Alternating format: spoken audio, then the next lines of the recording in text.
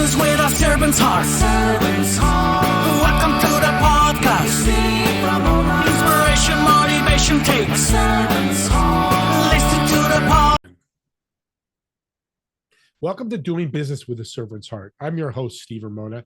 Every episode is an invitation, a reminder that business and life isn't just about profit. It's about purpose. It's about showing up with a servant's heart in every deal, every decision, every day to make a powerful impact on others. Today's guest is going to light you up. We're going to talk technology. I love my favorite talk. You're going to be motivated. You're going to be challenged. But I think most importantly, you're going to walk away with tools to inspire action both for yourself and for others. How cool is that? And before we dive in, how are you going to serve yourself and others today? It doesn't have to be a big impact. Even a small act of kindness or courage can change the game. So lean in, take notes. Let's discover how servant leadership in business can create ripple effects that last far beyond that bottom line. Quick shout out to my sponsor, Epic Impact, the only universal emotionally resonant messaging framework that works anywhere for any audience. This 4-step system is how I pitch, how I post on social media, and how I use my podcast. Engage, persuade, inspire, and close with clarity. I use it daily and it works. Grab your free trial at epicimpact.ai with promo code Steve and start inspiring action today. Let's welcome our guest. I mentioned just a bit ago, technology, one of my favorite things. I built my first computer in 78. Yeah, I'm an old guy, which I'm very happy to say. But I love technology, and I think people are starting to love it even more. But there's also challenges and stuff. We're going to learn all about that today. Let's welcome Michel to Doing Business with a Servant's Heart. Hello. Thanks you for inviting me, Steve. Looking forward for it. What's the biggest challenge in technology for entrepreneurs today?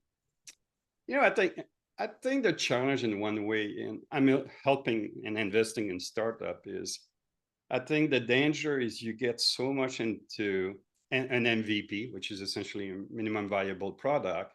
And sometimes I think we forget that the minimum means something. You get it to a point, you get your first customer traction. They're a little bit of stage of you and vice versa. You keep tuning the product for a broader set, but sometimes you forget that you never finish the job. And then your competitors start to see you on the map and they're like, well, I need a better mousetrap. And guess what they do? They finish the product ahead of you. And it's funny also, the second thing is the obsession on revenue growth. Look, I get it. If you're a VCs or a PE, you want to see revenue, you want to see pipeline, you want to sell it big or sell it at the right time. But ultimately, it's amazing how when I go and I talk to CEO, I say, revenue is great. So what's your net profit at the end? And then you start looking at the burnout of the cash, which 3 times the revenue they're making, and say, is not going to converge, guy. You're going to run out of steam before you get to traction, or somewhere you are not efficient in your operation because you're so busy expanding and scaling that it's going to bite you at the end. Because ultimately, it's what you bring back at the table and your stakeholder. So that's kind of the two mistakes I see a lot these days. I hear from CEOs, numbers. Very important. And you just showed us that, which is powerful. Cisco, Juniper, companies like that you work for, big companies. Yep. What's one big lesson you learned from that? Well, the Cisco years were interesting. To position a little bit, when I show up, it was the beginning of the commercial internet, if you want. Enterprise was the focus first. And over the years, it went into service provider, connect not only company together, or among themselves, but go national, global, essentially connect the world if you want. So in that context, I was used that the technology need to evolve every 2 to 3 years to basically serve the business.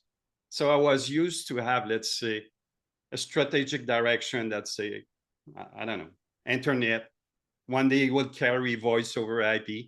One day it will do data, voice, and video.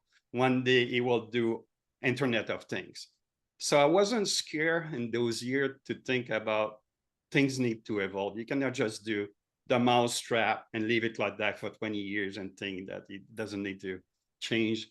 So we were used to create the new, And then if we didn't know, and to some extent, it's not like we had no fear, but I wasn't afraid of failing. I was just trying to figure out the path with the team. So I was used to say, try door A, B, and C. And people say what's stick on the wall, but ultimately, if you take one door and it fails, there was no time to blame. How the hell we choose that door? Pending that you provided context with your people about why we're going in that door. So the time to finger pointing wasn't there. And there was no book to copy, honestly. I mean, the company was scaling, doubling revenue every 9 months, doubling the number of people, expanding globally, becoming global brand. I mean, nobody had seen that pace. Now, these days, look, with AI, you could argue a lot of companies are going to go in that thing. But if you go back at the beginning, 1994, up to the bubble exploded, there was nothing. We were writing the chapter and we were all in kind of the same group age. So,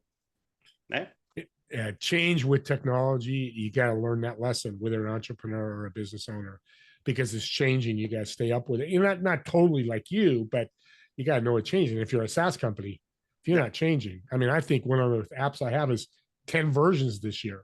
So they're always changing, which is good, changing and pivoting, which business need to learn to do, especially after COVID. So I found a phrase I really like, ties to this podcast: human-centered leadership. Explain that. Well, look, at the end of the day, there's so much focus sometimes on the technology. I mean, take the argument of AI. Will AI replace the software developer? Will it eliminate marketing? Will it do this and do that? And at the end, I'm still back into, you have to look at technology sometime as a catalyst or a disruptor. That's help. But a lot of the time, it's about how do you leverage the technology to be more efficient, more productive, or offload you of things at the end of the day that you hate to do anyway. And that's why I think there's so much of thing which is around how do you approach technology, but in the context that if you do it well, it will be perceived as a value add as opposed as a threat. And then you're back into the basic, which is, look, if your organization is 50 people, it tends to be highly about technology and technology leader and who's the smartest of the pack, if you want. When you move to 5,000 people that you manage, well, guess what? It's less about the specialists, but more about the different group that you need to build a solution together. So I think what you learn in that model is where you used to control everything, break apart real soon when you start to scale, because you're dependent on somebody, and suddenly it's not just R&D that needs to work together and globally. It's I have to be lined up with sales. I have to understand the marketing spin. I have to go convince the customer to jump in. So I think the people that will succeed is the people that more horizontal, if you want, multidiscipline, and then can leverage relationship, because at the end, it's about trust. If I commit to you and I'm like, you know what, the day before, we're going to slip by 10 days, people will say, oh, come on, it's just 10 days. A customer, it could change everything because they line up their resource, they line up their customer behind, they want to turn down the new feature. It's easy to disappoint people, but I used to say to my engineering, one advantage we have on R&D is we don't carry a bag on like a salesperson. The salesperson is kind of easy. You make your quota or you don't. And if you miss too many times, you get booed out of the island. Engineering, I mean, the danger I've seen is they think there's always a tomorrow, if you want. And that's why also they're not really the most open to do partnership. They're like, well, why do you give the money to that partner? I can do it myself. No, I'll do it better than them, as opposed to say, you cannot be master of everything, folks. No. So, entrepreneurs especially listening. So that segues perfectly to your Beyond the Code book. Yeah. What am I going to do what am I going to learn when I read it? Well, it was interesting. I was getting a lot of questions around how do I get in your job, knowing that you started as a technical person? And I was like, okay, maybe this is a story I need to tell. In one point of time, what was the path that led into born in Canada, work in the telecom environment, suddenly, poof, get hired in Silicon Valley and climb the rank and file. And it was interesting because the story of Juniper, Cisco was the rise of the internet, but also the bubble down. The Juniper was more around a company that challenged the big guy and managed to really create, excel at what they do, which was high performance network. But after 10 years, it's a story that we were starting to have crack everywhere on the wall, and we were too busy to patch them. So for me, it was always like, depending of when you join a company, it's either they're going to be in the ascent, a little bit in the decline or denial, or eventually, if they wait too long or we're depending too much of one technology, they're running at risk to be completely replaced or displaced and go belly up. So how you reinvent a company if you find yourself joining at that point of time? And it was always about, we talk a lot about innovation, about new product, new feature, new this, but if you have to re-engineer your process, it's not sexy, honestly. It's really complex because you have to deal with legacy. You're trying to bring the new, you have to change the culture, you have to train. But if you don't do any maintenance, it's going to be like your house. I mean, find me a house that you neglect the roof and you don't repaint or you don't do, you're going to get in problem. And when it's happened, it's hard to fix, by the way. It's too late if you want. So things like that I learned, and I wanted to share the story of what it is to lead and what do you need to do to go from a technical level to a management level to a CXO level. I mean, what's the learning, which was around broader your relationship, partner with other, build the trust and repeat. But after that was like, okay, how do you organize a kitchen, an engineering kitchen to run 50 meal a day versus 500 versus 5,000? Big difference. Yeah. Big difference. And the last was really about, if I could go back in time, what will I change in that learning? And it was a lot about, look, especially for an engineer, you introvert, you don't like to talk too much of except about what you do. Networking today is going to be social networking. I mean, in relationship, it's going to guide you and it's going to make you win or lose to some extent. How do you cultivate that? Which channel do you use to stay current? How do you seek a mentor and an expert to tell you an independent point of view? And I think that's really important for a leader, because depending how far you go in the big bubble of leadership of a company, it's hard for you to get the truth, I have to say. Yeah, people tell you what you want to hear and bundle it in a way where you feel that you got, skip the door feedback. But at the end, you become predictable, and that's the danger of exec to some extent. They don't even see it coming. Right. And that leads to, what's your piece of advice for technology leaders? Well, there's a set of things that I think they need to watch for. For example, I was talking about the MVP and not finishing the job or do it right the first time. If you cut too many corners, eventually it's going to bite you. I think you have to remember that product adoption need a uniqueness, if you want. They have to be essentially something, a differentiated value, if you use the term, that compel people to take the risk to do it. But the challenge after that is, do not confuse revenue with product adoption. So I'll give you an example. Yeah, let's say you have a big product and it's a big winner and the company write the revenue of that. And then eventually you say, oh, I'm going to do a second generation, or I'm going to do an adjacent product. The revenue can still show you growth, but it's interesting if the growth is not coming from the new product, but more from the installed base and the renewal, it gives you a false sense that business is going to be good. So I tend to pay really attention to the adoption of the new product generation or the new market, if you want, because the loss of the big number can tell me that we're fine, when in reality is maybe the product doesn't connect at all with the market and it's going to bust essentially. Exactly. So that's one thing. I think the other thing I learned painfully is quality. Quality is one of those things that you can play the number the way you want. Example, if your product is widely deployed and is 5 years in the field, well, guess what? The quality is probably okay because most of the bugs have been found and Right. it's steady state or it's documented and there's workaround about this and that. You build the new product and suddenly something will happen is the experience is not that great. People say, I'm backing off, I'm going to go back to the hole. And over time, what you start to realize is your install base is running the stuff 2-3 years ago. Your data will never show that because the data will say the new product contribute to 1% of the defect. Okay. So it basically means I'm good. It's 99% is perfect and it's working well. But if in that 1%, it's being 90% of the product that you built in that category of the new fail, then you're screwed. You're big time screwed. Yeah. But again, it's funny because the data can show you anything you want to see.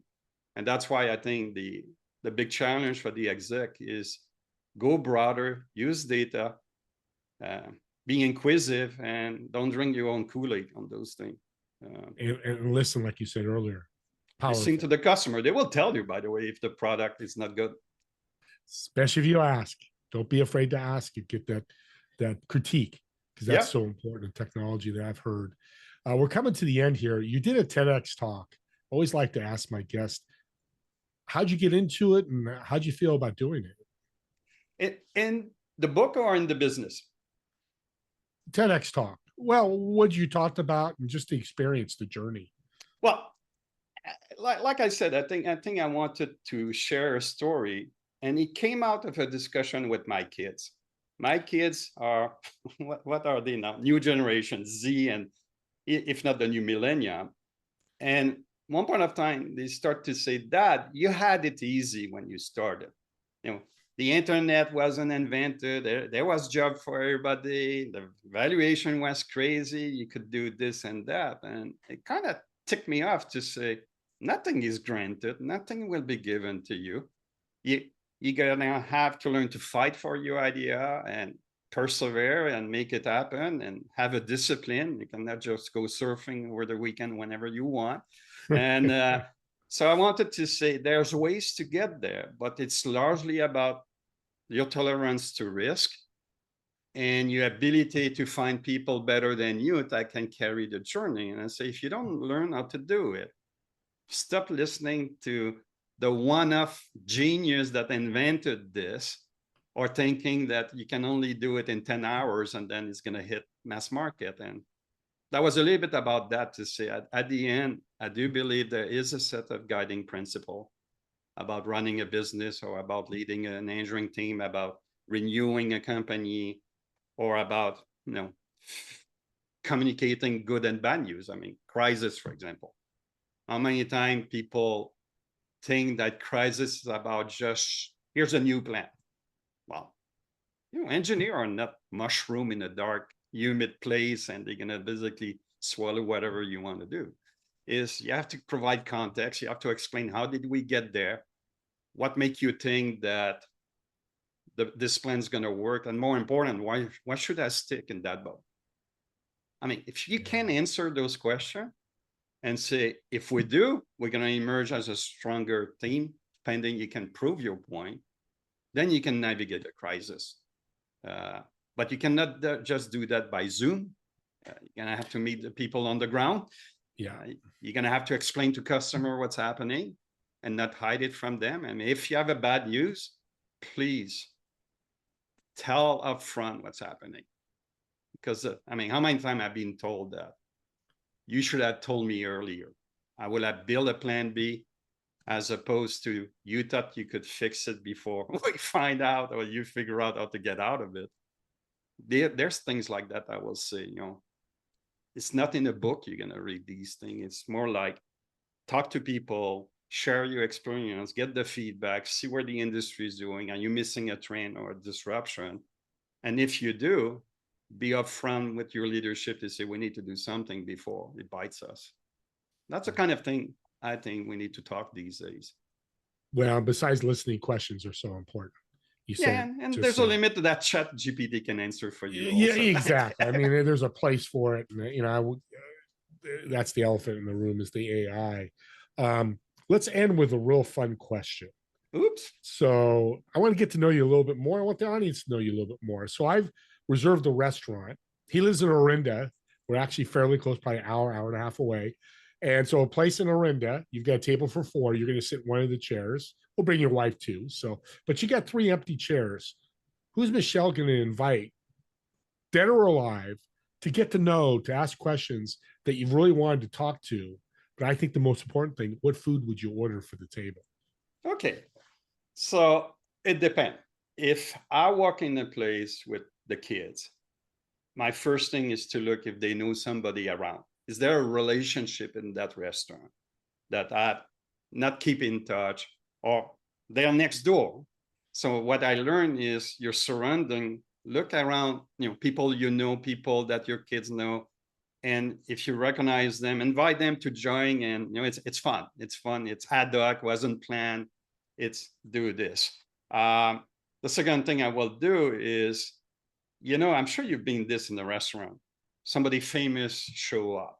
They're in their little table by themselves with their their partner and so on. And how many times you look at this? Oh, can I just go and say hi and say I love those guys and what they do? And you're like, nah, that's look tacky or whatever. And what I find out is there's a one point of time, especially at the coffee time or the cake, where if you walk and say, excuse me, but hey, I'm so glad you're here and I like what you do.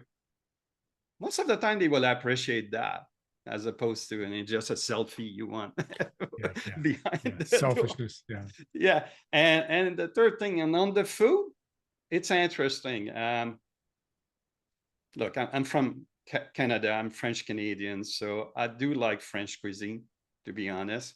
But when I came in US, I discovered that steak frite is something, but by the way, there's something called a cowboy steak or a tomahawk that that I have never seen in my life. And I was like, oh, this is pretty good, by the way, these things. Or even better, there are things you can do with a piece of steak, which is nobody will touch that. But if you know how to cook it, you can give it a second life and everybody likes it. And that's a principle in engineering sometimes, is learn how to recycle, learn how to keep and preserve. And you never know how these things are going to come to use to be useful for you. It's fantastic. What a great way. I love what you put out there. Thank you for being a great guest. Thank you for taking the time.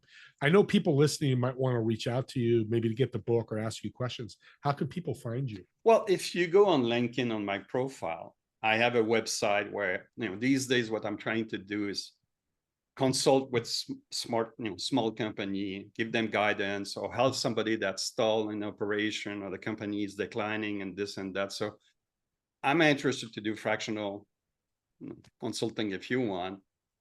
So I have a website that I have built with the goal of if somebody wants to reach me, it's easy. The book is on Amazon. You can find it on my website also. It'll be easy. And if it's not, please tell me, because that means I made a mistake with this. Yeah. That's not good. And the book, look, it's easy. It's beyond the code, unveiling the human factor. And I don't think there's too many Michel Langlois that match that. So it should be easy to do. And if you spend the time, send feedback. I'm a little bit like you, and you want feedback. I mean, you took the risk of becoming a podcaster probably at the time where nobody knew what this thing was, and you were an early jumper, early adapter, and look where you are right now. It's pretty amazing. I'm at the beginning of learning these things, so we'll see where it leads. Learning's so good. I appreciate you saying that. And thanks again for being an incredible guest. And audience, subscribe to the YouTube channel. And this show or any other show or gifts, if something resonates, you go, your friend, your family member, your coworker can listen to this and get motivated, inspired, and educated. Share the link, because it's a gift. Because when you subscribe, you get these sent to you. I just had one sent from Gary V. He's a big guy I've listened to in podcasts, and tells me, hey, there's a new episode out. So go ahead and subscribe, or any others that you resonate with. And with that being said, me and Michel want to thank all of you for watching or listening to this podcast. And we'll see you all on the next episode of Doing Business with a Servant's Heart. Have a great Bye, day, folks. everyone. Thank you.